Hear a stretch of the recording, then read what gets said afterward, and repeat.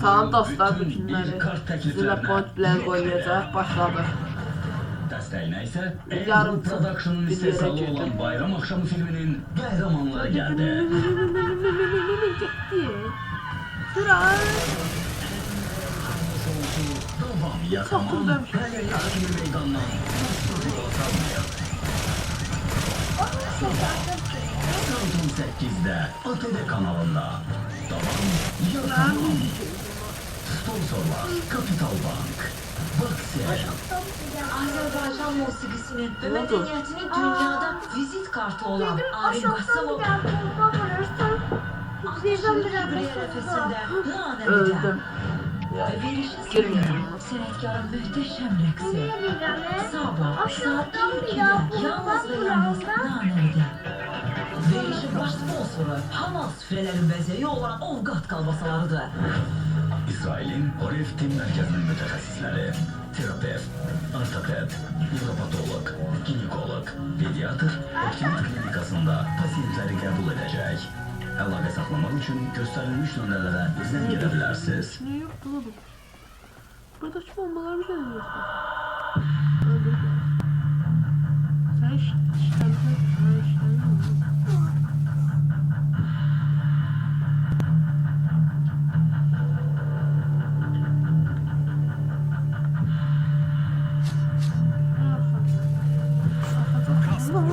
Burada kas kuruma.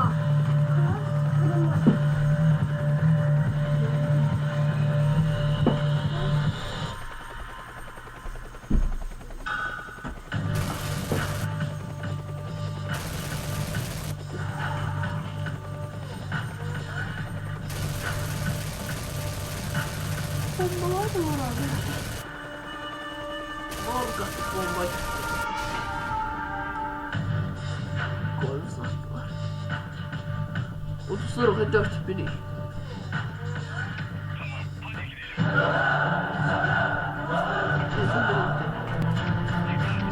Azerbaycan güçlü devlettir ve Azerbaycan'ın güçlü ordusu var.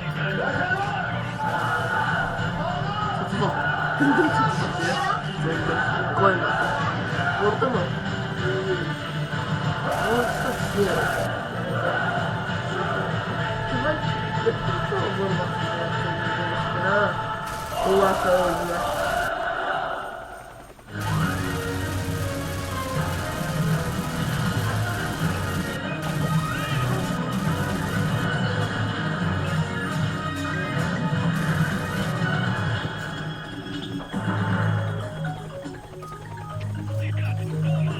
Salam, hər vaxtınız xeyirli olsun. ATV Xəbərin bu həftəyə olan son buraxılışını təqdim edirik. Studiyada Aristar Bey'dir.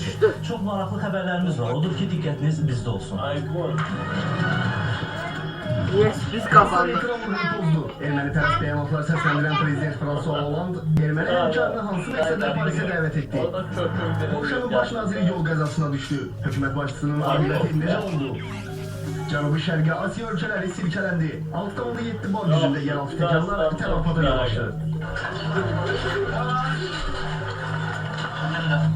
Xaricdə işə düzəltmə yalanları nə dərəcədə etibarlıdır? ATV Xəbərin araşdırması qaranlıq məqamlara işıq salacaq. Bu istiqamada yetiştirilən bitkilər Azərbaycanda ilk dəfə əkilir. Eksperiment olarak bizim iklimde onları yetiştirdik. Hidrometeorologlardan xəbərdarlıq. Qar yağacaq, yollar buz bağlayacaq. İndi isə daha ətraflı. Silahlı Qüvvələrin Mərkəzi Komanda məntəqəsində Müdafiə Naziri General-Polkovnik Zakir Həsənov rəhbərliyi ilə xidməti müşavirə keçirilib. Prezident Ali Baş Komandan İlham Əliyevin Silahlı Qüvvələrin qarşısında qoyduğu tapşırıqları şəxsi heyətə çatdıran nazir cəbhə xəttində yaranan son vəziyyətin təhlilini apararaq qarşıda duran vəzifələri qeyd edib. Müdafiə Naziri cəbhə xəttində düşmənin fəaliyyətinin daim izlənilməsi, bütün istiqamətlərdə hərbi üstünlüyün əldə saxlanması, o cümlədən düşmən təxribatlarının qarşısının dərhal və təsirli tədbirlər görülməsi ilə bağlı tapşırıqlar verib. Ermənistan ordusunun itkiləri açıqlanarsa, ön cəbhə darmadağın olar, onsuz da bərbad vəziyyətdə olan ordu pərən-pərə düşə bilər. Hərbi ekspertlər deyir ki, itkilər açıqlanarsa, bu təkcə ön cəbhədə deyil, arxa cəbhədə də, erməni ictimaiyyətində də qarşısı alınmaz təşvişə səbəb ola bilər. Qeyd edək ki, ötən gün Müdafiə Nazirliyimiz şəxsi həyatla dolu düşmən nəqliyyat vasitəsinin məhv edilməsi ilə bağlı görüntülər yayıb. Öz məğlubiyyətini ordu hiss edir, gücünün zəifliyini hiss edir və bu da Ermənistan ictimaiyyətinə, dünya ictimaiyyətinə yayılmasını, bunun qarşısını almağa cəhd göstərirlər. Cəhd göstərirlər ki, günü-gündən Ermənistan ordusuna inam itir. Gənclər həddindən artıq Ermənistanın özündə bu günləri yaşamaq istəmirlər, qaçıb başqa ölkələrə gedirlər, ordudan yayınmaq istəyirlər. Belə o hadisələri görəndə valideynlər öz uşaqlarını orduya göndərmək istəmirlər. Qardaşım da yanındadır, həmişə. Nəticəsidir ki, onlar bunu gizlətməyə cəhd göstərir. Fransa prezidenti Fransa Hollandın ermənilərlə birgə şam yeməyində ifadə etdiyi fikirlər bu ölkənin Minsk qrupunun həmsədri kimi fəaliyyətinə kölgə salır. Nədənsə ölkə başçısı kimi fəaliyyətinin məhz son aylarında münaqişənin həlli üçün tələsir etdiyi rola doğrudan da tələsik bəyanatlar verir. Qondarma erməni soyqırımını inkar edənlərə cəza tətbiq etməyi nəzərdə tutan qanunun müəllifi Fransa prezidenti François Hollande həmsədr ölkə üçün nəzərdə tutulan neytrallıqdan kənara çıxıb. Martın 8-də erməni həmkarı Serj Sarkisyanı Parisə öz yanına çağıran Hollande deyib ki, münaqişənin Madrid prinsiplərində əksini tapmış nizamlama elementlərinə müraciət edilməlidir. O deyib ki, həmin prinsiplər tətbiq olunarkən dırnaqarası Dağlıq Qarabağ xalqının öz müqəddəratını təyin etmək hüququna əsaslanmalıdır. Fransadakı erməni təşkilatının koordinasiyası üzrə şuranın toplantısında çıxışı zamanı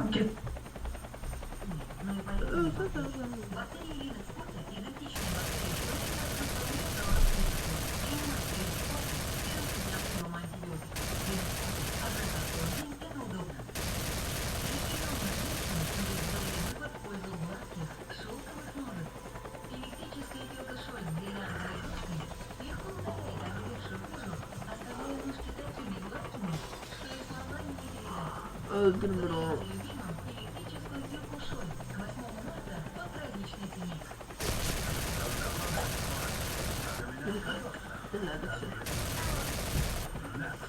Благодаря усиленной реформе способен обогнать бой на высокой скорости. Next. Скорость против боя. Öldü. Попробуйте эффективную турбопену против известкового налета и грязи.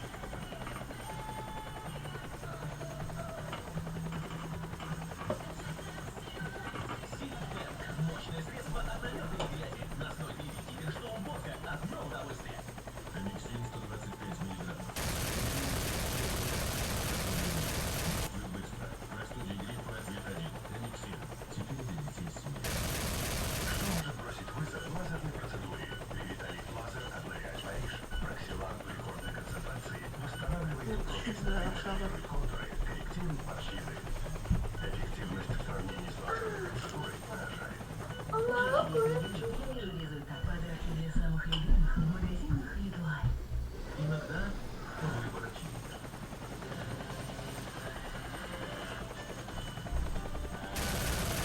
Когда болит голова, выбирай Он начинает действовать через 15 минут прямо на источник боли, помогает быстро избавиться. Но, во-первых, спортов быстрее, чем обычные таблетки.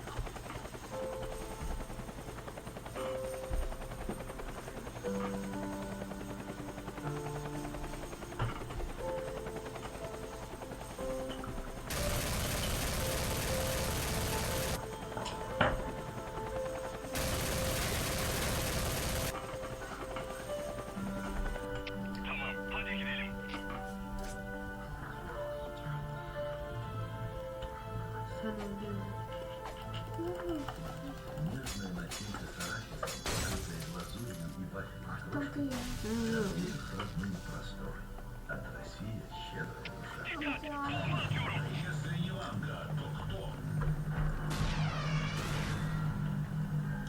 Живой пророк. Ты знаешь. И родной правнук загадочного старца Григория Распутина. На ваших глазах будет исцелять людей. Смотреть в будущее,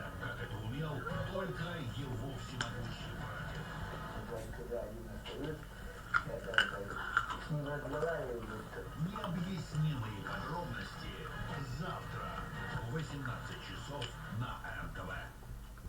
Жалко, что это воплощение армянской культуры не говорит по-русски. Поэтому нам нужен переводчик. Мы такого переводчика нашли. Arkasında adam var evet. Рич должен был подтвердить. Gördün. Mavi takım Давай, kazandı. Виктор, да! Да, хороший раунд. Да, хороший раунд. Bıçak yerine koşacağım. Хороший первый раунд. Я справлюсь, Da лейтенант, bomboş справлюсь. bir çıkıyor. Bunu şöyle yak. Şunu böyle. Побей. Ne yapıyor?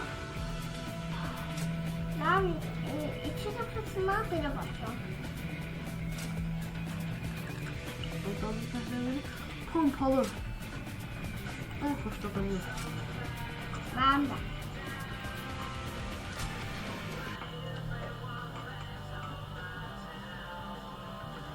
Gerek ne olacak? Oynamamışam. Oynamışım ben burada hələ oynamamışam. Ya bu Nick Aa, yalanlar da ha, oynamışam. Bu yerden. Yok. Bu şeyde kontrol. Ты же это понимаешь, так? Yok çəkdiyimizdə oynamamışam ki.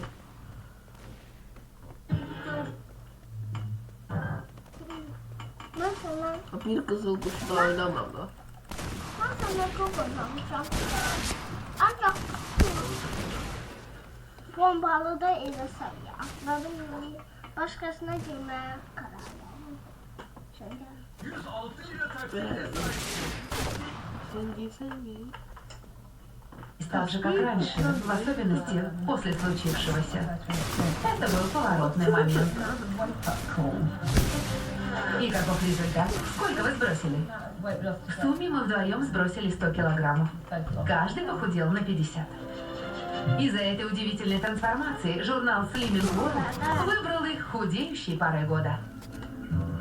Теперь, когда вы суперстройные, вам не грозят подобные ужасы во время отпуска. Давай, почти получилось. Мама, я выскальзываю. Вызываем службу спасения. Я застряла. Лишний вес и прочие неприятности. Одинаковые ингредиенты.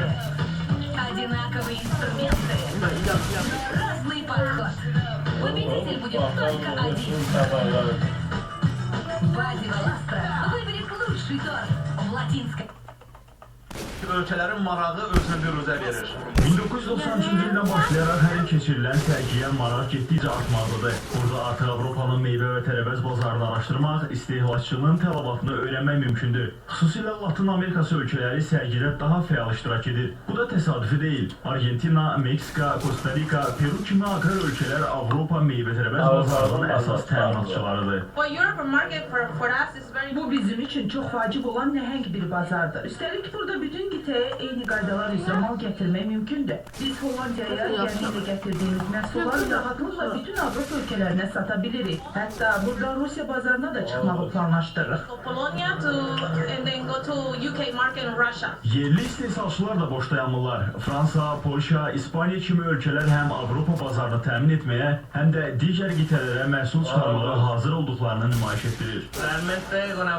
Bizim əsas işimiz yerli bazardır. Çünki buranın imkanları çox böyükdür və qiymətlər cəlbedicidir. Amma genişlənməkdə də davam edirik. Bu biznesin əsas şərtlərindən biridir və İspaniyada bir çox istehsalçılar öz mallarını dünya bazarına da çıxarırlar.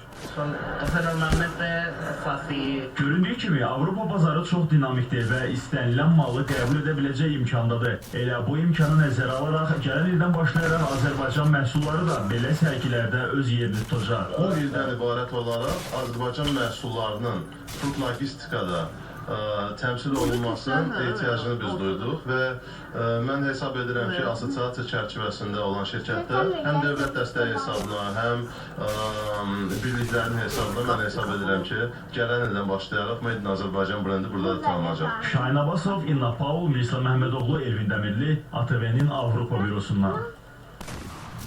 Təsərrüfat sahibi Səidə Məmmədovanın təşəbbüsü yenilik kimi qiymətləndirilə bilər. O, ölkəmiz üçün qeyri-ənənəvi sayılan bitkilər yetişdirməklə öz biznesini qura bilib. Yer gəlmişkən onun xüsusi qaydada yetişdirdiyi iceberg, kosromanla, rukalo kimi bitkilərə tələbat az deyil.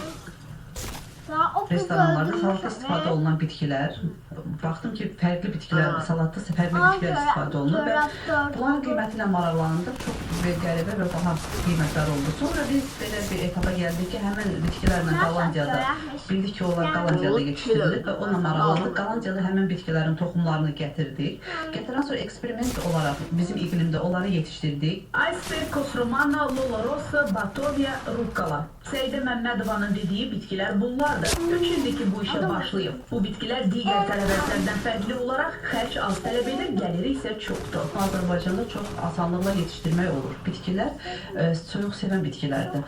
Amma bizdə yayda isti olduğu üçün istixanada balaca bir soyutma sistemi əgər quraşdırılırsa, yayda da onu istifadə etmək mümkündür. Hazırda qeyd edilən bitkilərin becərilməsi geniş həcmdə olmadığından hər ay kifayət qədər vəsait də xarici axır. Adi marketlərdə az tapılır, yalnız sifarişlə gətirilir. Avropadan gəlir kiloqramı iceberglərin 5 manat. Rukola dediyim kimi 500 qramı 20-25 manat gəlir.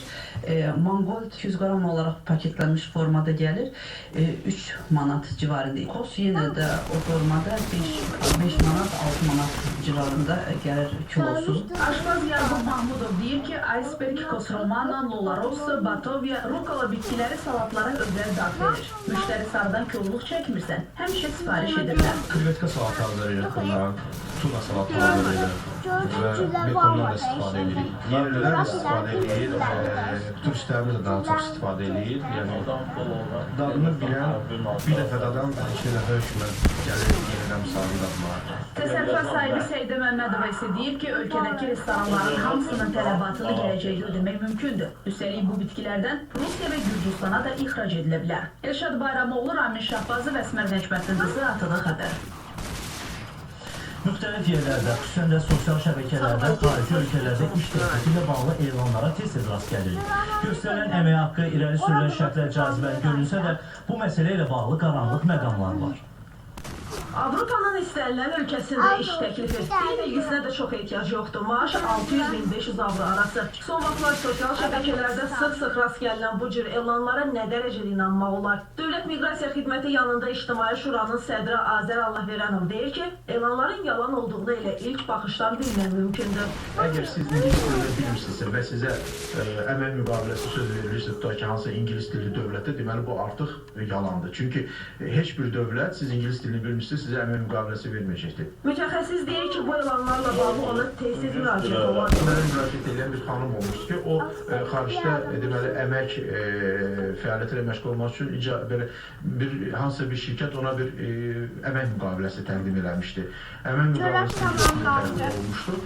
Amma aşkar olundu ki, xanımın özü heç ingilis dilini o qədər də bilmir. Yəni, Yunanistanda işlə təmin olunma məsələsi güya ki, dayə qismində. Yaşı 20-45 arasında olan şəxslərə ünvanlanan bu elanda isə İspaniyada iş təklif edilir. Maaş əvvəl 800 avro, sonra 1500 avroya çatdırılacaq. Hətta qida və ev təminatı da vəd olunur. Tikinti sektoru, xadimə, qabıyan, dayə, bağman təklif edilən işlər arasındadır. Dil bilgisi və diplom tələb olunmur. Tərəflər biz burada çoxlayırıq, yəni göndəririk onlara. Bakıda bəzi şirkətlər var, cüzdür yollarla danışmaq tutmasın. Həmin o biletləri, həmin o vizanın dəyərini hamısı sizə satırlar sonuna. Avropa ölkələrini görürsünüz də, yəni 90 gün, 80 gün, 100 gün olur. Çünki müraciət MDB məkanından gedir. Gəlməmişdən bir saat qabağından zəngin bir sabah yəni gəlib bir gözləmək yanından bir şey qabıl edir. Çünki adam çox gəlir. Digər bir şirkət isə Polşada pəncərə, lampa, geyim, metal avadanlıqlarının istehsalı, balıq emalı sayəsində maaşı 600-1100 avrolar işlər təklif edir. Elanda bildirilir ki, müraciətə 1-2 ay ərzində cavab veriləcək. Ardınca viza və siz Polşadasınız. Hətta vaxtilə Avropa ölkələrindən deportasiya olunanlara belə iş vədi verilir. Bunun üçün vətəndaşın 1500 manat ödəməsi yetər. Amma nə qədər qəribə olsa da sonda əlaqə nömrəsi göstərilmir və blank doldurduqdan sonra vətəndaşa zəng ediləcəyi bildirilir. Polşanın buradakı səfirin nümayəndəsi ilə də görüşmüşdü. Bu məsələni ayrıca olaraq biz müzakirə elədik və çox maraqlı bir mənzərənin şahidi oldum ki, hətta bəzi informasiya, hansı ki, Azərbaycanın informasiya məkanında məlumat məkanında yayılmaqdadır. Hətta Polşanın özünün rəsmi orqanları bu barədə informasiya veriblər. Yoxdur onlarda elə informasiya. Azər Allaferanov deyir ki, işbazlar müraciət edən şəxsi ya burada aldadıb pulunu mənimsəyir, ya da xarici ölkəyə getdikdən sonra yaddan çıxarır. Daxili İşlər Nazirliyinin İnsan Ağlığına qarşı mübarizə idarəsi isə xaricdə iş təklifi alanlara xəbərdarlıq edir. Əgər bu cür təklif firmadan gəlibsə, onun xaricdə işə düzəltmək üçün xüsusi icazəsi, lisenziyasının olub-olmaması ilə maraqlanın. Əgər sizə xaricdə iş, təhsil və ya ailə qurmaq üçün təkliflər verilirsə, bu söz halında həyata keçirilməməli, mütləq hər hansı bir rəsmi müqavilə əsasında yerinə yetirilməlidir. Müqavilə mütləq ana dilində olmaqla sizə aydın olan üslubda yazılmalı və sizin xaricdə görəcəyiniz iş haqqında ətraflı məlumat verilməlidir. Müqavilədə mütləq hər iki tərəfin, yəni müraciət etdiyiniz firma və sizin öhdəlikləriniz aydın şəkildə göstərilməlidir. Müəyyən firma adından sizə xarici ölkələrdən birində iş təklif edən nümayəndənin adını, soyadını öyrənin. Ondan təmsil etdiyi firmanın ona verdiyi vəsiqə etibarnamə və ifadəni tələb edin. Təbii ki, ilanlardakı işlər və əmək haqqı cəlbedici ola bilər, amma bu prosesin sonunu düşünməyə dəyər. Ayten Əhmədova, İlkin Mehdi, ATV Xəbər. Marneoli rayonunun Ermənistanla sərhəd Təzəkənd kəndində yaşayan soydaşlarımızın yolla bağlı problemləri var. 120-yə yaxın ailənin yaşadığı kəndin yolları keçilməzdir. Bəs Təzəkəndin yolları nə vaxt təzələnəcək?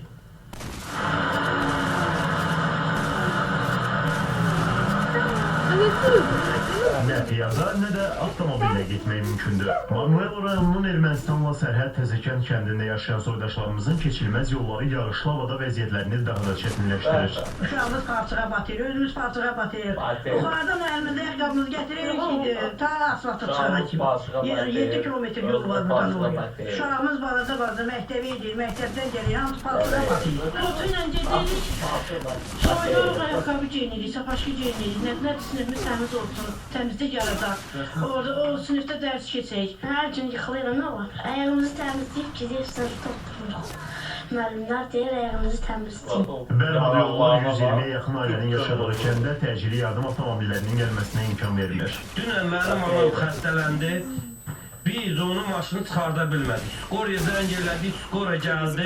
O da Skora çıxa bilmədi. Skoranın işçiləri, həkimlər düşdü, getdilər evdə baxmağa. Belə yol Gürcüstanın heç bir rayonunda, kəndində yoxdur. Marneoli rayon bələdiyyəsinin sədri Nəbi Abdullayev isə deyir ki, kəndə içməli su çəkildiyi üçün ərazidə qazıntı işləri aparılır. Elə problemin yaranmasına səbəb də budur. Şimdi başa çatandan sonra içməli suyun, ondan sonra hökmən onun hardaki o işler gelip de onların hamısına da çırpıl döşemesinler, çırpıldan yollar düzələcək, bərpa olunacaq. Bələdiyyə sədrinin sözlərinə görə Ermənistanın Noyamberiyan kəndi ilə həmsərhəd olan Təzəkənd kəndinin yollarına 2018-ci ildə asfalt örtüyü döşənəcək. Nadir Almazoğlu, Məsih Məhmədov, Mirsa Məhmədoğlu, Elman Bakuvi, ATV Xəbər, Gürcüstan. Açıq. Buraxışımız davam edir. Yol qəzası keçən Polşanın baş naziri Beata Şidlonun səhhəti barədə fərqli məlumatlar var. Nazirlər Kabinetinin mətbuat mərkəzinin açıqlamasına görə 53 yaşlı xanım siyasətçinin vəziyyəti normaldır.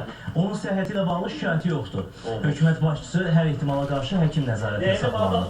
Lakin Hüquq və Ədalət Partiyası rəhbəri Yaroslav Kaçinski baş nazirin qəza zamanı ciddi xəsarətlər aldığını bildirir. Qeyd edək ki, Karlov şəhəri yaxınlığında yol kəsişməsində baş nazirin avtomobil karvanı başqa bir avtomaşınla toqquşub. Nəticədə Şidlonun içində olduğu nəqliyyat vasitəsi yoldan çıxaraq ağaca çırpılır. Hadisənin səbəbləri araşdırılır.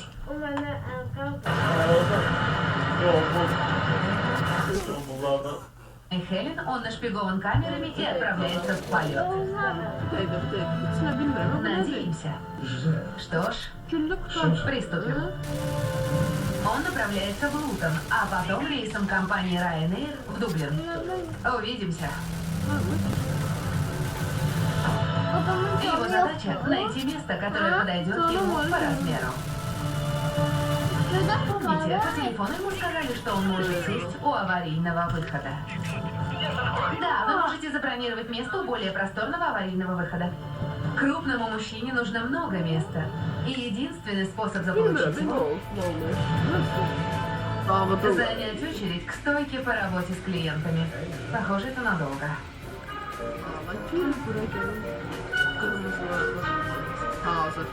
20 минут спустя он все еще стоит в очереди.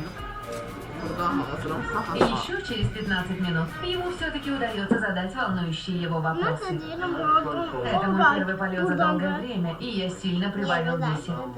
Мне немного неловко спрашивать об этом, но смогу ли я уместиться в кресле? Где бы вы посоветовали мне сесть, чтобы было удобнее? Место у аварийного выхода.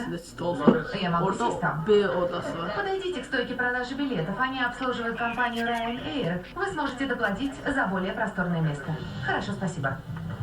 Итак, Колин перемещается в другую очередь. Вы можете забронировать место у аварийного выхода. Сколько надо доплатить? 20 фунтов в один конец. Очень крупному Колину уже 3 раза сказали, что он может забронировать место у аварийного выхода. Но он решил не расставаться с деньгами и попытать счастье в традиционной схватке на стойке билета. Все забронировано, свободных мест с большим расстоянием между рядами нет. Придется разбираться на месте.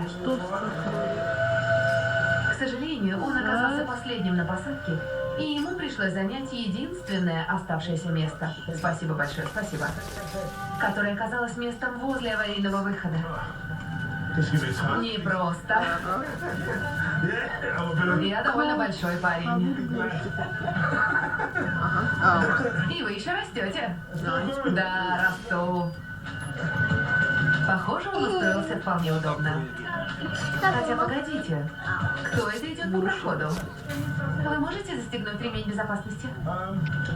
Не знаю, можно попробовать. Я уже давно не летал. Можете попробовать? Потому что если не получится... Да, сейчас. Вы не поддержите? Это похоже на лотерею. Какие у меня шансы выиграть? Нет, не получится. На глазах у всех пассажиров Колину говорят, что ему придется пересесть. И куда мне сесть? Это аварийный выход, я найду другое место. Мне придется сидеть где-то еще. Очевидно, я блокирую выход. Очень неловко. Пересаживаюсь. Правила авиакомпании не разрешают сидеть у аварийного выхода пассажирам, которым требуется удлинитель ремня. И персонал в аэропорту на стойке регистрации должен был знать об этом. Это бы избавило Колина от неловкой ситуации. Если честно, было обидно. Она была не слишком вежлива. Сказала, что я должен пересесть. Могла бы выразиться по-другому. Она не пыталась быть тактичной. В компании Ryanair нам сказали, крупные пассажиры могут приобрести дополнительное место для более комфортного путешествия. Вы не сможете забронировать места в рядах под номерами 1, 16 и 17 у аварийного выхода, если приобрели дополнительное место. Крупные пассажиры также могут приобрести места с дополнительным пространством в ряду номер 2, места D, E, F, не у аварийного выхода. Что удивительно, потому что Колин не забронировал дополнительное место, а персонал в аэропорту пытался усадить его на место в первом ряду. Не думаю, что британские авиакомпании пытаются подойти к этой проблеме системно. По общепринятому мнению, крупные люди должны платить больше, потому что остальным пассажирам не нравится, когда вторгаются в их личное пространство или сосед не помещается в кресле. Они не в состоянии предложить конструктивное решение этой проблемы, и поэтому предпочитают ее игнорировать или оставлять все как есть. Если авиакомпании закрывают на проблему глаза, мы можем сами бороться с лишним весом за счет здорового питания и спорта. У этих людей получилось. Тем, кому нужно сбросить большой вес и которые думают, что не справятся, я скажу, что это отговорки. Все получится. Если хотеть очень сильно, результат не заставит себя ждать. Теперь мне нравится летать, и не приходится тянуть руку и просить принести удлинитель для ремня. Он и так застегивается, и еще место остается. Мы можем опустить столики и нормально есть или разгадывать кроссворд. И мы едва касаемся друг друга, как сейчас. Раньше было гораздо теснее. А так как сейчас, намного лучше. На данный момент британцам принадлежит сомнительная честь носить звание самой толстой нации Европы. И они становятся все полнее. Многие считают, что если ничего не изменится, нас ждут большие неприятности. В среднем в самолете летят 180 мужчин со средним весом 93 килограмма. Умножим на 180, получится чуть меньше 20 тонн. А теперь заменим 100 среднестатистических мужчин на мужчин потяжелее, всего на 10 килограммов каждый. И это даст нам еще 1 тонну веса свыше. В итоге мы превысим максимальную загрузку самолета. А перегруженный самолет не сможет летать. Dostlar, yadımdan çıxan bir şey var. Mən 4 xat olmuşam. Текст читала Инга Сметанина.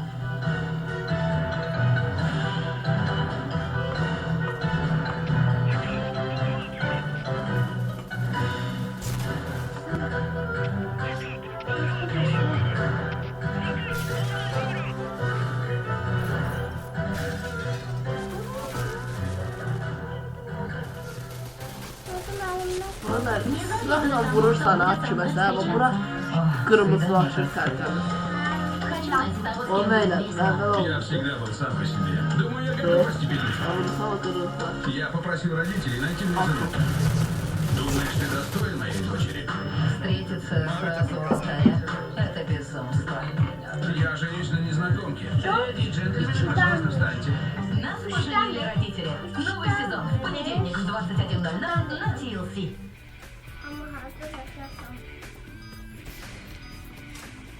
Сухие, тусклые, ломкие волосы. Программа «Фрукты» с тройной... Havadan söz düşmüşkən sabah Bakı və Abşeron yarımadasında hava şəraitinin yağıntılı olacağı, qar yağacağı, şimal küləyi əsəcəyi gözlənilir. Hidrometeoroloqların verdiyi məlumata görə havanın temperaturu gecə 0-2 dərəcə şaxta, gündüz 1-4 dərəcə isti olacaq. Rayonlarda da qar yağacağı gözlənilir. Dağlıq və dağətəyi rayonlarda yolların buz bağlama ehtimalı var. Fevralın 12-sində gün ərzində Bakıda və Abşeron yarımadasında buludlu hava şəraiti üstünlük təşkil edəcək. Gün ərzində bəzi yerlərdə arabir yağıntılı hava şəraiti müşahidə olacaq. Bölgələrimizdə hava şəraitinin fevralın 12-sində qeyri-sabit yağıntılı keçəcəyi gözlənilir. Ayrı-ayrı yağıntılı olacaq, qar yağacaq. Bəzi bölgələrdə isə yağıntılar intensiv xarakter olacaq. Baba adətidir ki, hər il böyük çillə kişi arasında Xıdır bayramı keçirilir. Xıdır İlyas və ya Xıdır Nəbi adlandırılan mərasim demək olar ki, Azərbaycanın bütün bölgələrində qeyd olunur. Növbəti sünnətdə isə Tovuzun yuxarı Öysüzlü kəndinin bu mərasimlə bağlı adətlərindən bəhs edilir. Bakıda bayramlarda təbii halkalarını çıxıyor, cəmaatımızla bir. Süper. Evdə təmizlik işləri aparılır, qovurğa qovud bişirilir, bağda, bostanda torpaq şumlanır. Bir sözlə, Tovuzun yuxarı Öysüzlü kəndində qədim tarixə malik və el arasında geniş yayılan bayramlardan biri Xıdır Nəbi bayramına hazırlıq görülür. Şifasəmətə görürük. Bayramda aş yeyirik, Xıdırlarla qovud yeyirik, yazı itki əlişirik.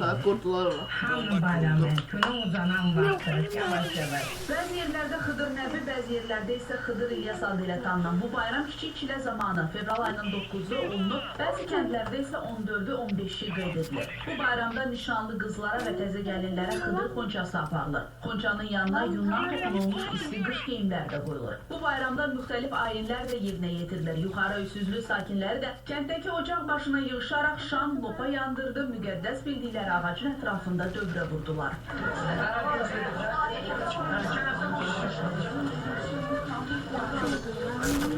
Havaların nisbətən qızması, Dostlar, mən bu bazar gün çəkirəm. Gələn bazar gün bəlkə video gələm. Qonaq gəlmək, bayram üçün burada qovud düzəldilər, yenə də düzəldilər. Əvvəlki qaydada çox geniş olmasa da, amma hər halda hər kəs istəyir ki, evində heç olmasa bir ovuc qovud olsun. İnanca görə buradadan hazırlanan qovuddan əvvəlcə Xıdır Nəbi gəlib öz payını götürməlidir. Milli Elmlər Akademiyasının Folklor İnstitutunun Folklor və Yazılı Ədəbiyyat şöbəsinin böyük elmi işçisi Əpoş Vəliyev deyir ki, Xıdır Nəbi bayramı Xıdır İlyasın doğulduğu gün münasibət ilə qeyd edilir. Xıdır İlyas, Xıdır Əlləz, Xızır bayramı adı ilə Azərbaycanla yanaşı. Я боялась, что со мной случится что-то очень плохое.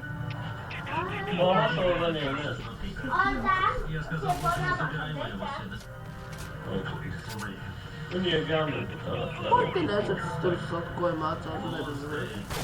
Özündən qoyabilir.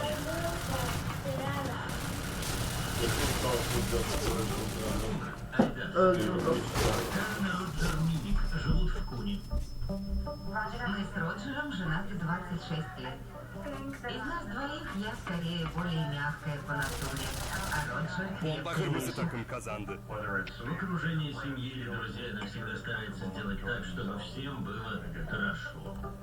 Роджер продает трактор. Карен Sağ olun, salamat kalın. Benden bu kadar.